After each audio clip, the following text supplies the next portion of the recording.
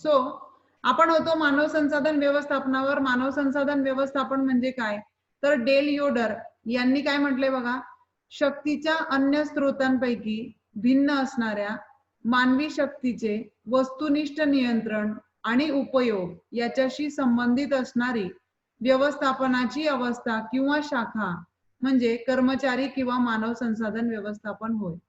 आता शक्तीच्या अन्य स्रोतांपैकी भिन्न असणाऱ्या म्हणजे शक्तीच्या इतर स्रोतांपेक्षा वेगळी असणारी मानव शक्ती. आता शक्तीचे इतर स्रोत कोणते आहेत माहिती आहेत तुम्हाला? शक्तीचे इतर स्रोत, आता उत्पादनाचे जर आपण घटक बघितले तर त्याच्यामध्ये काय काय येतं? भूमी, श्रम, भांडवल आणि संयोजन.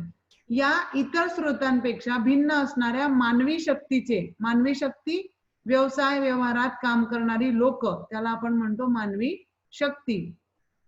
या मानवी शक्तीचे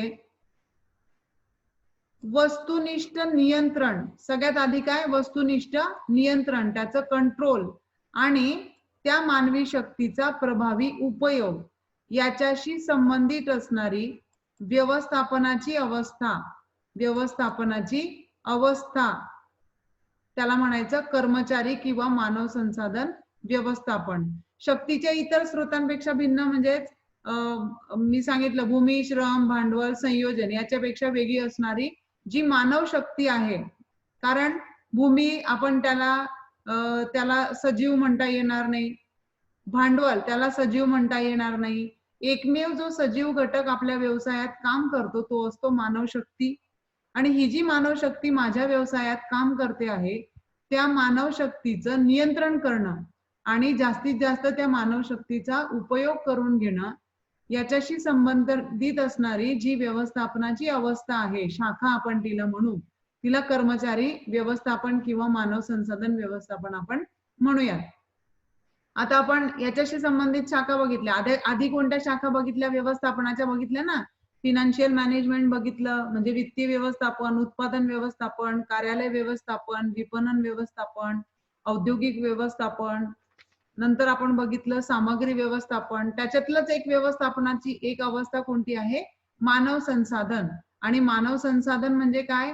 माझ्याकडे काम करणाऱ्या लोकांच्या बौद्धिक क्षमतेचा, त्यांच्या कौशल्यांचा, कलागुणांचा जास्तीत जास्त वापर करणं, चांगला उपयोग करणं, प्रभावी उपयोग करणं, त्याचप्रमाणे त्यांच्यावर नियंत्रण ठेवणं, याला जी क्रिया करावी लागते त्याला आपण मानव संसाधन व्यवस्थापन म्हणणार आहोत. ही व्याख्या रट्टा करून घ्यायची, पाठ करून घ्यायची. ठीक आहे.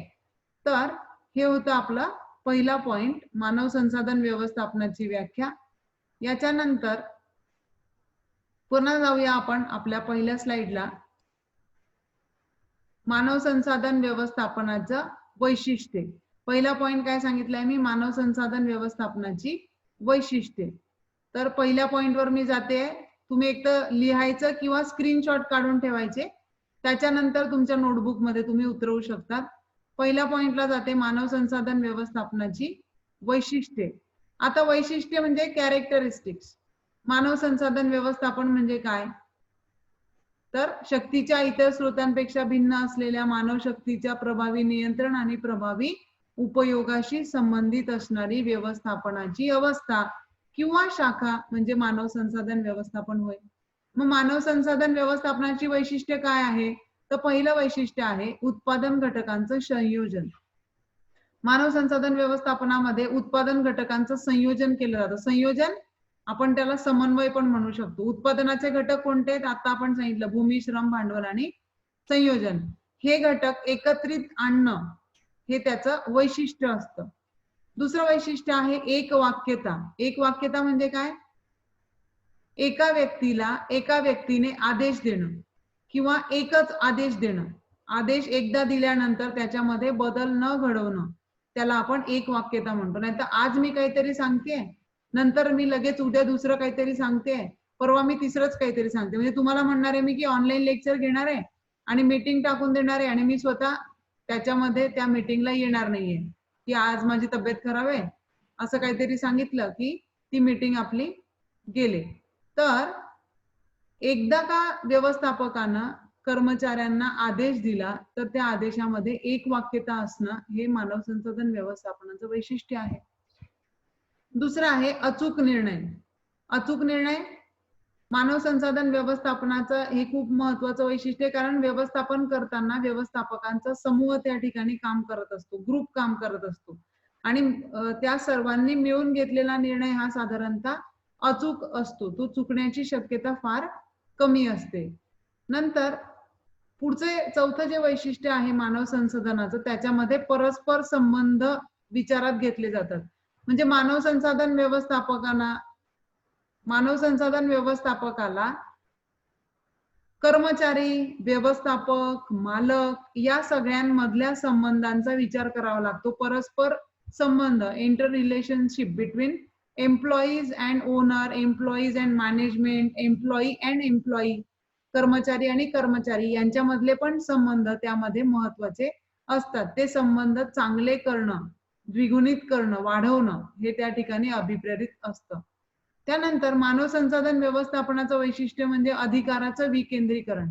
अधिकाराचं केंद्रीकरण म्हणजे काय? अधिकाराचं केंद्रीकरण म्हणजे काय? सगळे अधिकार एका व्यक्तीच्या हाती. काही निर्णय घ्यायचा असेल तर तो एकटा व्यक्ती तो निर्णय घेणार, दुसऱ्या व्यक्तीला ते निर्णय घ्यायचे अधिकार नसतात. आणि अधिकाराचं विकेंद्रीकरण म्हणजे काय? विशिष्ट काम करण्याचा अधिकार काम करणाऱ्या व्यक्तीला देणं, त्याला म्हणतात विकेंद्रीकरण, डिसेंट्रलायझेशन ऑफ, आपण त्याला म्हणू डिसेंट्रलायझेशन. म्हणजे प्रत्येक ऑथॉरिटीकडे त्याचे अधिकार वाटलेले असतील, त्याला त्याचं कार्य करण्यासाठी निर्णय घेण्याचा अधिकार स्वतःचा असेल. अधिकाराचं विकेंद्रीकरण करणं हे त्याचं वैशिष्ट्य आहे. दुसरं वैशिष्ट्य, पुढचं वैशिष्ट्य आहे उद्दिष्टांची पूर्तता. तुम्ही म्हणाल मानव संसाधन व्यवस्थापनच कशासाठी केलं जातं? तर जी व्यवसायाची उद्दिष्ट आहेत, कोणती उद्दिष्ट असतात? नफा कमवणे हे उद्दिष्ट आहे.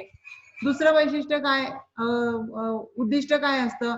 नावलौकिक कमवणं, व्यवसायाचा विकास करणं, वाढ करणं, व्याप्ती वाढवणं, लोकांपर्यंत मालाचा पुरवठा करणं. काही लोक सामाजिक प्रेरणेतून पण व्यवसाय सुरू करतात, ना नफा ना तोटा या बेसिसवर ते काम करतात.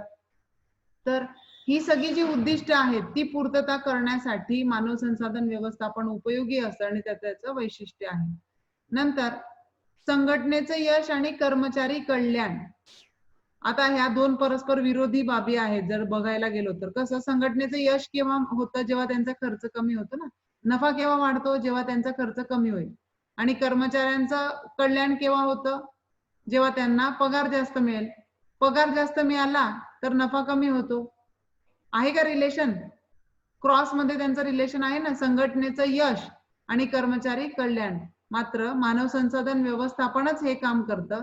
कर्मचाऱ्यांचं कल्याण पण करायचं आहे आणि संघटनेचं यश सुद्धा त्या ठिकाणी स्थापित करायचं आहे किंवा संघटनेला यश प्राप्त करून द्यायचं आहे. नंतर पुढचं वैशिष्ट्य आहे मानव संसाधन व्यवस्थापन हे सातत्यपूर्ण असतं, म्हणजे कंटिन्युअस प्रोसेस आहे.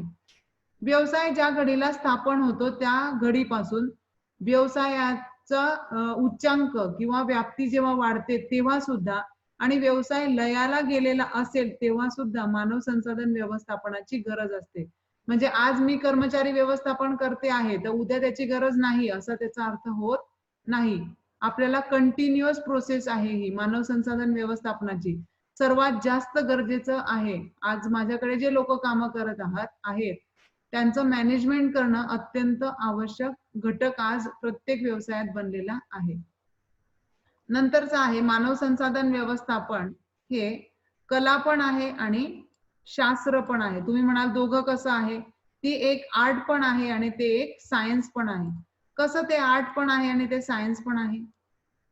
व्यक्ती तितक्या प्रवृत्ती, जितके लोक तिथे येतील, जितके लोक तुम्हाला व्यवसायात काम करतील तितके त्यांचे स्वभाव आहेत, तितके प्रत्येकाचे वेगवेगळे गुणधर्म आहेत. कुणी वेळेवर येतं, कमी काम करतं, कुणी वेळेच्या नंतर येतं, जास्त काम करतं. मग या सगळ्या वेगवेगळ्या स्वभावाच्या लोकांना समजून घेणं, त्यांच्याकडनं काम करून घेणं ती एक कला आहे. कलाच आहे ना. ज्याच्या अंगी जास्त चांगली कला असेल, ज्या व्यक्तीच्या अंगी जास्त कला असेल की लोकांना सहजरित्या समजावून घेणं, त्यांच्याकडनं काम करून घेणं, हे ज्या व्यक्तीला जमतं तो व्यक्ती यशस्वी व्यवस्थापक होतो आणि एखादा व्यक्ती असा असतो की त्याला लोकांकडनं काम करून घेणं जमत नाही. म्हणून ती एक कला आहे, तो एक आर्ट आहे, लोकांकडनं कसं काम करून घ्यायचं आहे. मानव संसाधन व्यवस्थापन एक कला आहे. आणि शास्त्र कसं आहे, शास्त्रीय पद्धतीनेच हे काम करावं लागतं. मला वाटेल त्या दिवशी मी हे करेल, त्याच्यानंतर मी ते करेल नाही. आधी नियोजन करावं लागेल मला. कर्मचाऱ्यांची तुम्ही पुढे मुद्दे बघणार आहात. कर्मचाऱ्यांची भरती, त्यांची निवड, त्यांची नियुक्ती, त्यांच्या संशोधन, त्यांचं प्रशिक्षण, ही सगळी कामं जी असतात ना, ती शास्त्रीय पद्धतीनेच करावी लागतात. मला वाटतील, मी सांगेल तसं केलं तर ते यशस्वी होत नाही. म्हणून मानव संसाधन व्यवस्थापन हे शास्त्र पण आहे आणि कला पण आहे. नंतर मानव संसाधन व्यवस्थापनाचं उद्दिष्ट म्हणजे उत्पादकता आणि कार्यसमाधान. उत्पादकता तर आपल्याला करायचीच आहे, वाढवायचीच आहे. उत्पादकता वाढली पाहिजे का कमी झाली पाहिजे? उत्पादकता ही वाढली पाहिजे.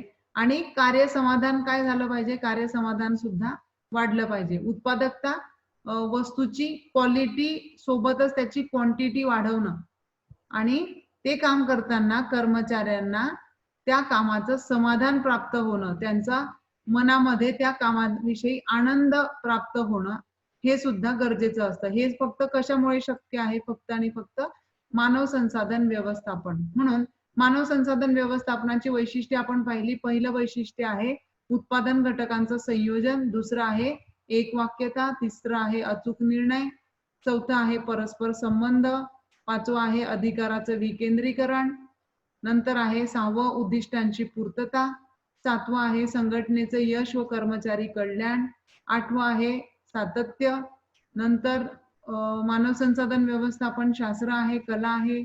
याच्यामध्ये उत्पादकता तर वाढवलीच जाते, त्याप्रमाणेच कार्य समाधान सुद्धा मिळवून दिलं जातं. आपण पहिल्या स्लाइडवर पुन्हा रिटर्न जातोय. आपण फक्त पहिला मुद्दा या ठिकाणी आज डेमो लेक्चर म्हणून घेतलेला आहे. आजचा फक्त आपण पहिलं जे पॉइंट पाहिला तो आपण बघितला, वैशिष्ट्य, मानव संसाधन व्यवस्थापनाची वैशिष्ट्य. त्याचप्रमाणे आपण पाहिलं मानव संसाधन व्यवस्थापन म्हणजे काय. तर मानव संसाधन व्यवस्थापन म्हणजे काय, डेल योडर यांनी सांगितलेलं आहे. शक्तीच्या अन्य स्रोतांपैकी भिन्न असणाऱ्या मानव शक्तीचे वस्तुनिष्ठ नियंत्रण आणि त्या मानव शक्तीचा प्रभावी उपयोग याच्याशी संबंधित असणारी व्यवस्थापनाची अवस्था किंवा शाखा म्हणजे कर्मचारी किंवा मानव संसाधन व्यवस्थापन होय. तर या ठिकाणी